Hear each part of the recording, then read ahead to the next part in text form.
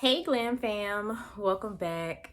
Today I'm going to be watching a deeply superficial video. I'm going to be reacting to the top 10 rookie season Real Housewives performances. So I guess the top 10 housewives that made a presence their first season. I know for sure Kenya is going to be on this list. I can't imagine how intimidating it must be to be a brand new housewife. It's never easy to be the new kid in any situation, so coupled with the fact that you're walking into an established friend group who are being paid to cause drama and you are the easy target, it must be totally overwhelming. Many housewives choose to stay out of the drama in their first season, but this is risky as there is no demand for them to return. We want the messes, not the women who maintain their dignity. So in this video, I want to pay honor to the women who came in and truly made a splash. First, I want to lay out the ground rules for what I consider to be a truly great rookie season for a housewife. First off, OGs are off the table. The dynamic is much different if everyone is brand new. So there will be no Nene Leakses, Giselle Bryants, or Camille Grammers on this list, no matter how great they were their first season.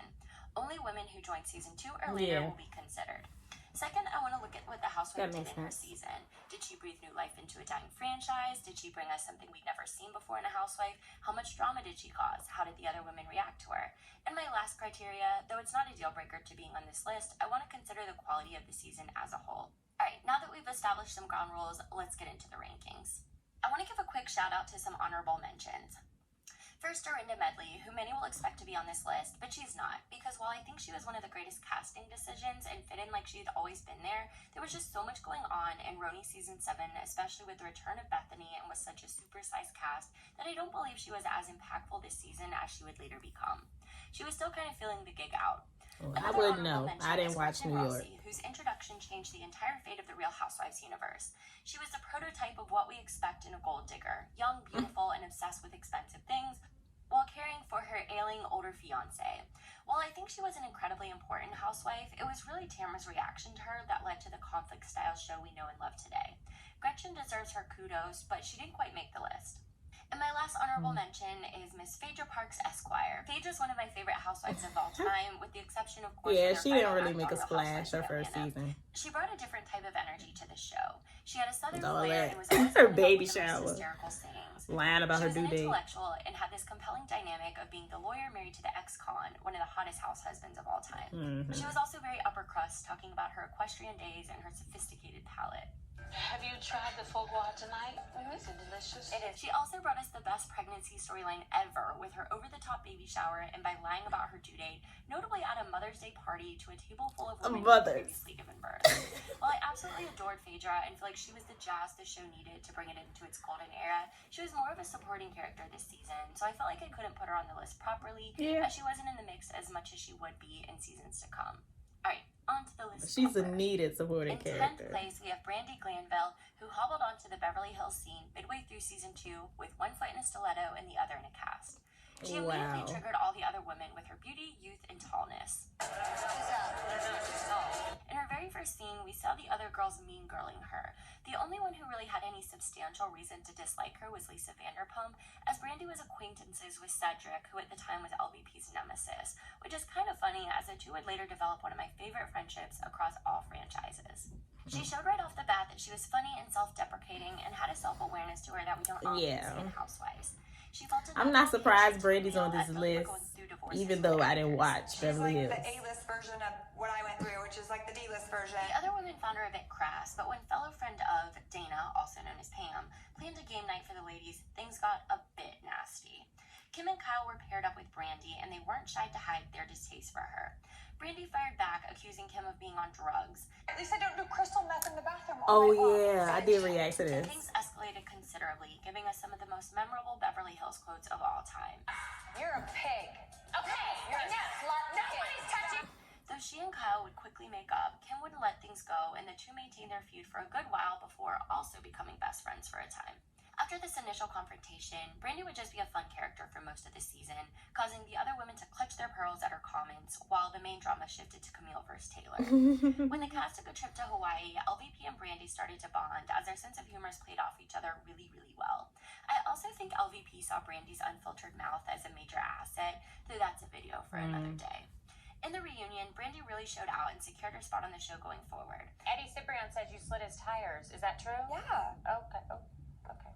I think it's incredible that she was able to make such a splash, all while being just a friend, Hey, she especially owned on a it. cast of heavy hitters dealing with some of the biggest storylines we've seen across the entire franchise's run. In 9th place is Monique Samuels from The Real Housewives of Potomac. Okay. Now, I think Potomac is one of the toughest casts to join, as it has such a strong OG cast that have really built strong foundations with each other, but Monique had the advantage of joining the cast early on in the show's run in season 2. Monique brought wealth on a much more massive scale than we saw from many of the other ladies and wasn't shy to hide this. You don't have a home? I have 4 homes. Okay. I actually thought it was interesting seeing the wealth disparity of football money from Monique and basketball money from Charisse and Robin. To be fair, Robin and Juan had lost a lot of their money from a bad investment, and Charisse was still incredibly wealthy, but Monique just seemed to be on another level. Was that She shade? was also incredibly beautiful and had a confidence about her. She exuded strength to me and was quick to win over most of the other ladies, except of course for Giselle Bryan, with whom she had the most conflict with. Giselle is definitely a hazer, and Monique was her first rookie victim, but Monique made it clear that she wasn't going to be intimidated by the Green Knight Bandits. While she didn't make any super strong bonds, she fit in nicely with the rest of the cast, and her feud with Giselle was entertaining to watch. She also had another feud with her mother-in-law. It was pretty heartbreaking to see how her husband's mother treated her, notably calling her a heifer behind her back and shaming her for not having a job outside of the home. Yeah, that was Aside messed from her up. mother-in-law, Chris Monique looked just like her, with though. her family, throwing a birthday party for a 1-year-old that would rival Taylor Armstrong's in spectacularness and which was full of chaos. Her relationship with her husband Chris was also sweet and stable and provided a good juxtaposition to some of the more chaotic relationships her castmates had. Even though Monique's big storylines would come in later seasons, we were set up with the duality that is Miss Samuels. She's simultaneously laid back and super type A. She's fancy and lives the high life, but still does her family's laundry. And when pushed, she's certainly not afraid to fight back. In 8th place is Margaret Josephs, who joined The Real Housewives of New Jersey in season 8. I can understand that, even though I cannot stand her. Jersey had long been dominated by family drama and Italian culture. We had been starting to see a bit of a drift away from this, especially with the entrance the previous season with Siggy Flicker, but I feel that the entrance of Margaret was a signal that the Ziggy show was was crazy. diverting from its original roots. Ziggy Margaret versus was Margaret fortunate was a from the funny get-go. feud. She came in with her signature blonde pigtails. I feel like that was colorful Margaret's Lisa match. Frank-esque flair as a friend of Siggy's, but when she joined in episode 1 cast trip to Florida, she realized that Siggy was truly insane and jumped ship. This got entirely out of Not hand truly when she planned a insane. tender moment for Teresa, who had just lost her mother. Siggy and Dolores were left out, though they really just didn't answer the text inviting them, and things got ugly with Siggy totally turning against Margaret and devoting all of her energy into taking her down. Margaret didn't sweat this and jabbed right back. Siggy, or better known as Soggy Flicker, with all the crying. This ramped up when Margaret made an analogy using Hitler, which didn't go over well with Siggy. She found her Yeah. remarks to be anti-Semitic, though nobody else seemed to agree with her. These types of accusations are hard to come back from, but I think most people saw that Siggy was being irrational, so Yeah. the sympathy went towards Margaret. We did get a taste for the ice-cold jabs that Marge is known for today, but because they were directed towards Siggy, who had one of the biggest sophomore season falls, Margaret came out the victor.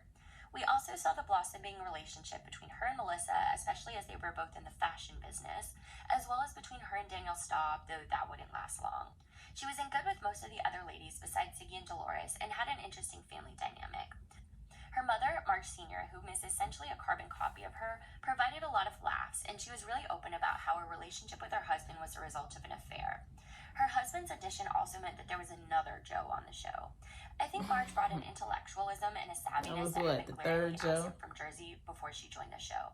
She really livened things up and began the journey renaissance that would be furthered the next season with the additions of Jackie and Yeah, Jennifer. but she Next up ruined is that. Tiffany Moon from Dallas. Now, I'll keep this brief as I went pretty in-depth on Tiffany in my Dallas video, which I'll link below if you haven't Yeah, I ain't seen it. watched that. But It's so Tiffany brought a good. breath of fresh air to Dallas. She was one of the most accomplished women the show had ever seen, as she worked as an anesthesiologist and had a very impressive path to getting there. Plus, she had an adorable family and a killer closet.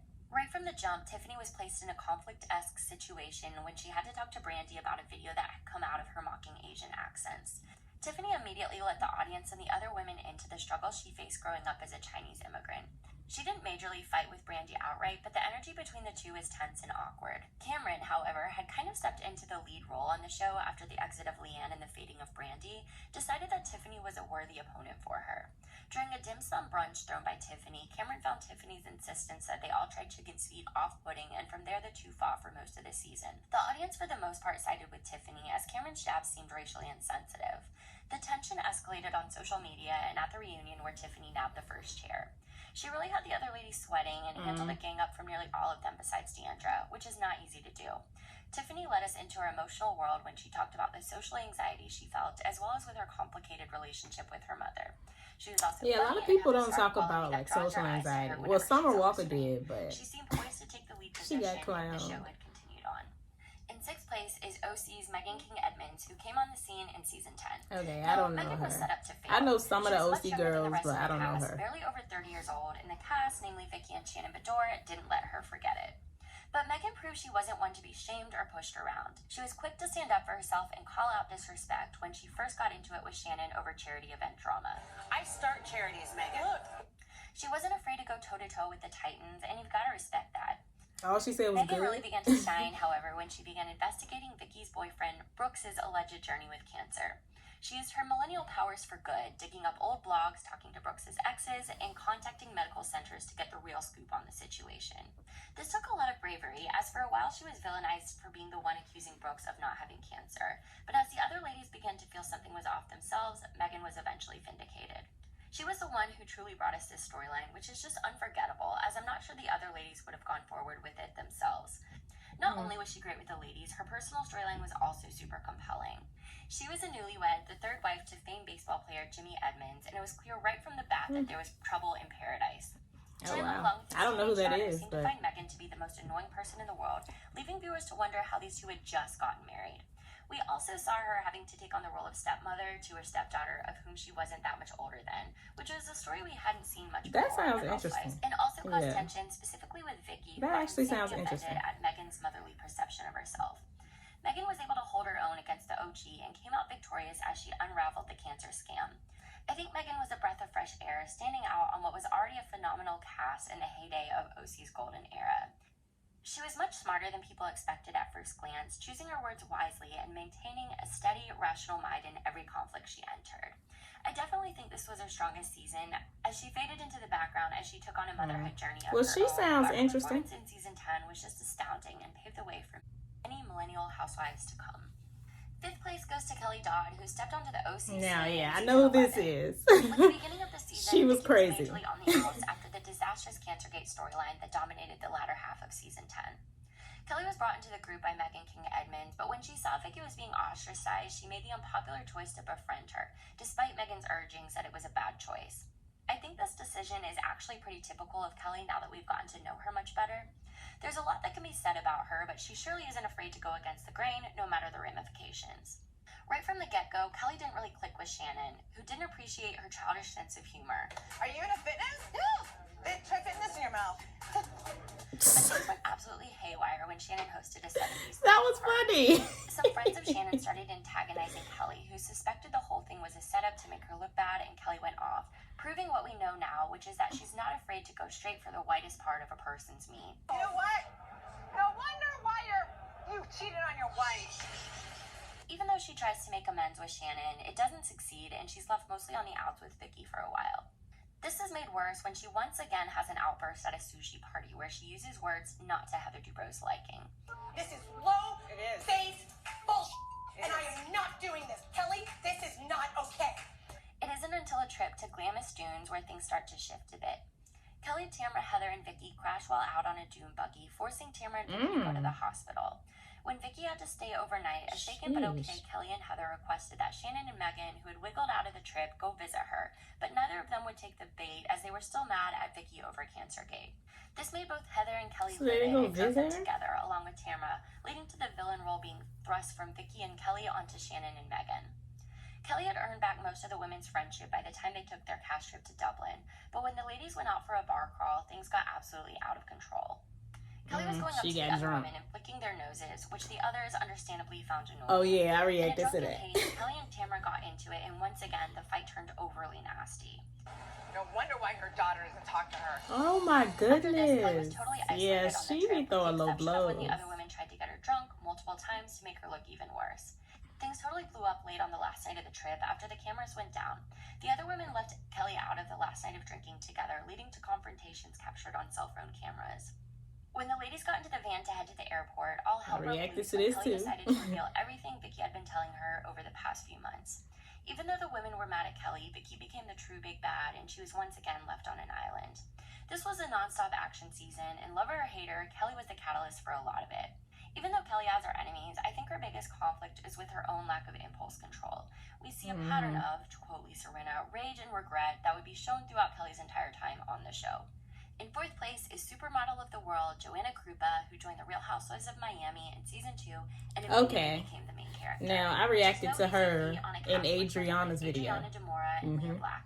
Just look at how Peacock advertises this season. She also got the first tagline and the first chair at the reunion. Right from Joanna's first scene, we get a sense of exactly what to expect from her, which was a whole lot of drama and toxicity. She's having an absolute meltdown because she finds out that the photo shoot she's doing is not for the cover as she was initially told. I'm the cover girl. I'm a cover girl. Over 120 covers worldwide. I didn't come from 2 covers in Ocean Drive to an editorial. From there, she has a constant conflict with everyone around her. She's always having issues, whether it be with her sister Marta, her fiance Roman, or of course the other ladies, specifically Adriana, with whom she got in a physical altercation at a lingerie charity event. Joanna's on this list because she completely revitalized Miami. After a clunky first season, Joanna, along with one season wonder Karen, kept things in constant turmoil. Joanna was compelling because even though she fought with everyone, her true conflict was with herself. We saw numerous sit-downs with Roman after she had some sort of freak out, with her resolving to behave, that she would stop drinking, yet she continued to do it again and again.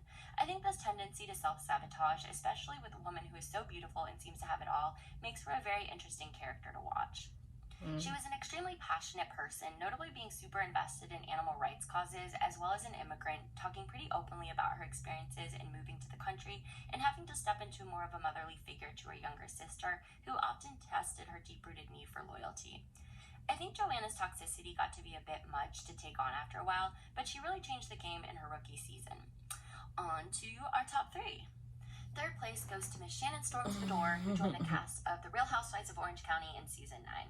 She had possibly the a lot of OC girls on this list. Secret passageway room.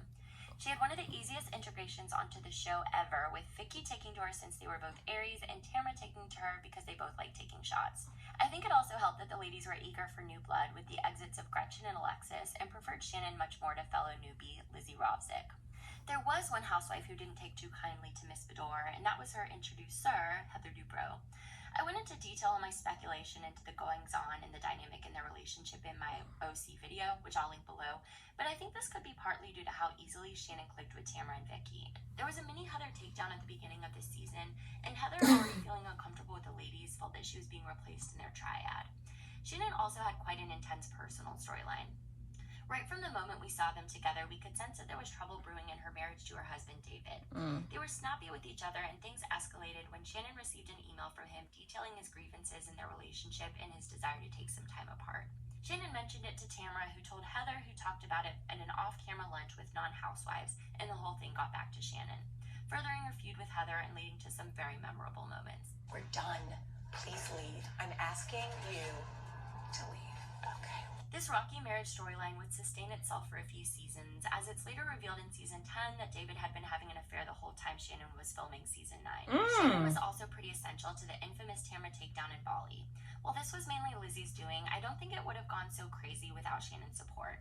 I really felt like this season was a I remember reacting to that. Due to the exits of Gretchen and Alexis, but also due to Shannon's entrance. She gave a suburban housewife in a way we hadn't seen since the early seasons of the show. She cooked dinner for her family and was focused on the kids' schedule, not working outside of the home.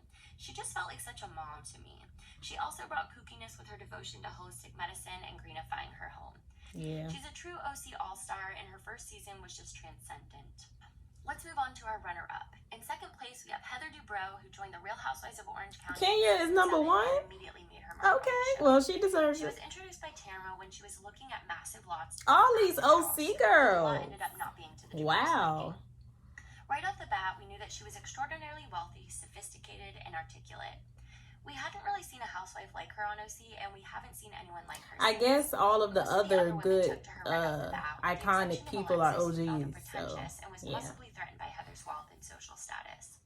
This is my favorite of all of Heather's seasons, as she's still a bit green and more of an outraged observer than a participant in the drama. Seeing her reactions highlights the absurdity of what exactly is going on. There are rumors that it was really her husband Terry who wanted her on the show, and we can see that even though he's a very busy plastic surgeon, he still makes time to get in the mix and has his own drama with He has his TV show too. There's actually a funny scene of the two of them sense. at dinner early on talking about her upcoming painting party, where it's clear he's watched the show and Heather is trying to cover it up a little bit. What if they get drunk and they start throwing paint on each other or something? Why would they do that? Heather's also very sentimental, which leads to some funny moments, like when she goes to the So was he a fan? And he wanted to get on the show? Nobody working there cares even in the slightest at this momentous occasion she's currently facing. That seems so permanent. We also What if they was all married to medicine? In the season That would be finale, interesting. in which hanger on that season, Sarah classlessly eats the bow off Heather's cake and she goes absolutely ballistic. It's one of my favorite conflicts ever on The Housewives. We also saw a taste for the supervillain potential inside of her when she encourages the other women to have an intervention for Alexis, who is facing a takedown season. All of her reactions to Alexis are just fantastic, honestly. She doesn't seem that cerebral to me.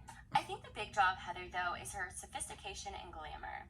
She can't help but put a fancy spin on bowling and 80s-themed parties. She takes a helicopter to LA to run her errands. That, combined with her East Coast vibes, makes her a bit of a fish outside of water. Oh my goodness. It's not that serious. That she makes the other ladies seem more out of place than she is. Her addition was a fantastic casting choice, and I firmly believe that all the seasons she's on OC are better than the season she's not. And now, our number one, who I'm sure you already know, is Kenya Moore, who joined season 5 of The Real Housewives of Atlanta and stole the show completely on a cast of very heavy hitters. It's Moore, Obama, Very Clinton, true. Kennedy. I'm a part of history. Understand that. I'm gone with the wind. Right from the beginning, Kenya was causing chaos, calling for security and making speeches at Cynthia's model call. She immediately got into it with fellow newbie Portia, finding her to be too cheerleadery and taking offense when Portia Cheerleadery. for her. She had major drama with her boyfriend Walter, with whom she was hoping to elope with on a couple's trip to Anguilla until they broke up and she accused him of being gay and stalking her. She had major beef with Phaedra, flirting with her husband openly. I was like, Yeah, that's a lot. Apollo, it's kind of fine. And then creating boring booty workout tapes. We saw the foundation of her close friendship with Cynthia laid out and got glimpses into her tragic relationship with her mother, though it would get a little bit more fleshed out with later seasons. This season was truly all about Kenya. When she wasn't on the screen, the other ladies were constantly talking about her. Even the husbands couldn't shut up about her. I think this season Very truly true. encapsulated the beauty and pain that is Kenya Moore. And the She has this reunion. incredibly silly Child, side, she while got also it, taking everybody. deep-rooted jabs from the other ladies. She's wronged a lot, but is wrong a lot. She also seems to have a producer's mentality, knowing what will and what won't work to produce fantastic television without seeming put on the way some housewives do.